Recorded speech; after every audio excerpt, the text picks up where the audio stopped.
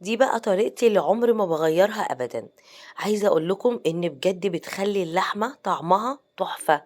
الخطوة دي مهمة جدًا علشان تعملي اللحمة، وعلشان تطلّعي كمان منها شوربة رايقة كده وطعمها جنان. جرّبي الطريقة دي، بس ما تنسيش بقى إنِّك تذكري الله وتصلّي على الرسول وتعملي لايك إذا عجبتِك. أول حاجة باجيب معلقة من السمنة البلدي كده وأحطها في الحلة بتاعتي وأسيب السمنة بتاعتي لحد ما تسخن جدًا. اللحمة هنا تكون مغسولة ومتصفية من المَيّة اللي فيها، وبعد كده بانزل بيها بقى على طول على السمنة اللي معايا.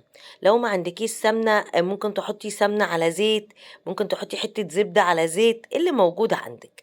بس بجد الخطوة دي بتغيّر طعمها تمامًا، بتخلّي طعمها حلو أوي، والمرقة بتاعتها بتبقى جميلة جدًا، جدًا. أول بقى ما بتاخد صدمة كده بابتدي إن أنا أقلبها على الناحية التانية. جرّبوا الطريقة دي بجد هتغيّروا رأيكم في اللحمة خالص.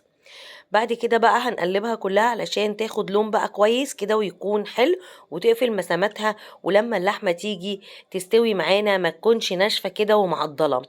الخطوة دي مهمة في الموضوع ده. ليه؟ لأن لما بنيجي نسوي اللحمة ونيجي ناكلها تبقى بتشد كده أو ناشفة وعرق ليها عرق. فالخطوة دي بتخليكي إن انت تقفلي مسامات اللحمة وتيجي تسوي اللحمة معاكي تبقى مظبوطة جدا. هنا نزلت بفصين من الحبهان وكام ورقة من اللوري وعود من القرفة.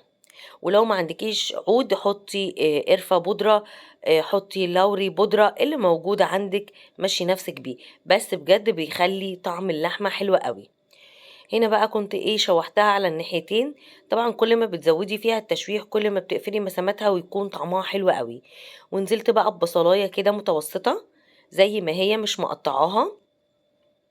جربوا بقى الطريقة دي انا متأكدة ان هي تعجبكم جدا. هناخد بقى كده نقلبها كويس، والحتة اللي ما خدتش لون هنديها لون علشان نقفل المسامات بتاعتها بالشكل اللي انتوا شايفينه ده. بعد كده بقى على طول مية سخنة وتكون بتغلي معايا. في الخطوة دي تقدري بقى تسويها زي كباب الحلة وتزودي لها بصل تاني بس جوليان، وتزودي نص كوباية مية وتسويها كباب حلة.